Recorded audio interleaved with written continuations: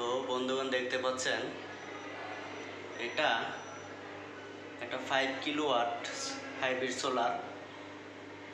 এটা একটা ইনভার্টার। এই যে দেখতে পাচ্ছেন এটা একটা সোলার চার্জ কন্ট্রোলার। উপর থেকে যে সোলার থেকে চার্জ আসে এইটাই চার্জ কনভার্ট করে আপনার সরাসরি ব্যাটারিতে দেয়। এই যে দেখতে পাচ্ছেন ব্যাটারির টার্মিনাল, এগুলো সবগুলো ব্যাটারি প্যারালাল কানেকশানে দেওয়া আছে।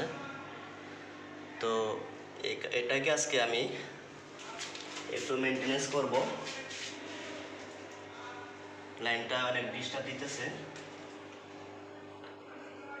এটা হচ্ছে ডিসি কারেন্ট। এই আইপিএস এ ডিসি কারেন্টটাকে কনভার্ট করে এসি সাপ্লাই দিতেছে বিল্ডিংয়ে। তো এখানে 8 পিস ব্যাটারি আছে, 1 2 3 4 5 6 7 8। প্রতিটা ব্যাটারি 100 অ্যাম্পিয়ার রহিম আফরোজের ব্যাটারি। তো শেষ পর্যন্ত দেখুন।